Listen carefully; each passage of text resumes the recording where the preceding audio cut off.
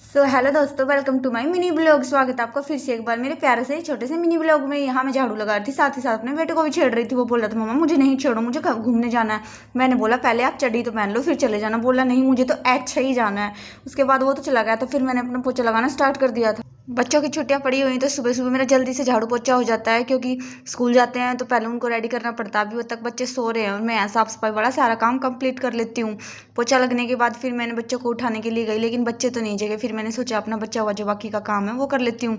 उसके बाद में किचन में जाकर देखा तो किचन की हालत कुछ ख़राब थी, क्योंकि जब हम रात को सोते हैं तो इतना नहीं करते हैं, सुबह उठ के ही अपना साफ सफाई वाला काम करते हैं। सबसे पहले तो हमने गैस को संभाला।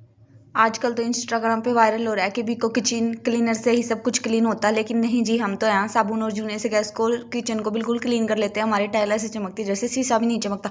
गैस हमारा थोड़ा पुराना है, इसलिए आपको ऐसा दिखने को मिल रहा है, क्योंकि 30 साल पुराना मेरी सास का गैस है और ये मुझे बहुत अच्छा लगता है। मैं इसी से काम करना पसंद करती हूँ। साफ सफाई करने के बाद ये भी बहुत चमक गया था। उसके बाद आप मेरे किचन की हालत देख ही सकते हैं। मैंने बहुत प्यारा सा किचन बना दिया था, क्योंकि किचन में हम पूरा दिन काम करते हैं तो उसी को हमें साफ सुथरा रखना चाहिए।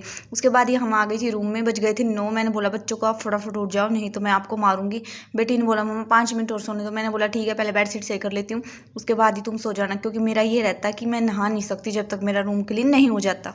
सुबह सुबह जब तक मेरा झाड़ू पोछा नहीं हो जाता तो मुझे ऐसा लगता है कि मेरा सारा ही काम पड़ा हुआ है, लेकिन जैसे ही मेरा झाड़ू पोछा हो जाता तो मेरे मन को शांति आ जाती है और मैं आराम आराम से करने लग जाती हूँ। या मैंने बेटी की मदद से बेडशीट को ठीक कर दिया था, क्योंकि शाम को मैं दूसरी बेडशीट बिछाने वाली हूँ, क्योंकि दिन में पूरा दिन बच्चे मस्ती करते हैं तो वैसे ही घर को गंदा कर देते हैं, इसलिए मैंने यहाँ पे चेंज कर दिया।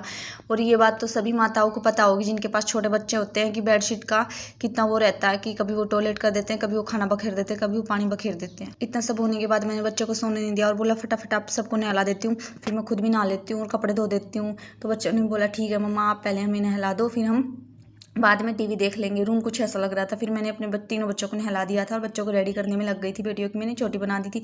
यहाँ हमारी मम्मी जी पंडित मिश्रा जी की कथाएं सुन रही हैं, जो कि उन्हें बहुत अच्छी लगती है। यहाँ पतिदेव बाहर आ गए थे, बोले मैं थोड़ा दाढ़ी कटिंग कर लेता हूँ, उसके बाद मैं नहाऊंगा। फिर मैं नहा धो के बेलपत्री को तोड़ ले आई थी। इतना सब होने के बाद फिर मैं मंदिर में आ गई थी। जिस दिन मैं मंदिर नहीं आती तो मुझे ऐसा लगता है कि मेरा कुछ अधूरा काम छूट गया है, जैसे कि खाना नहीं बनाया हो, खाना नहीं खाया हो। मंदिर में आने के बाद मुझे जो सुकून मिलता है वो दुनिया में किसी भी कोने में नहीं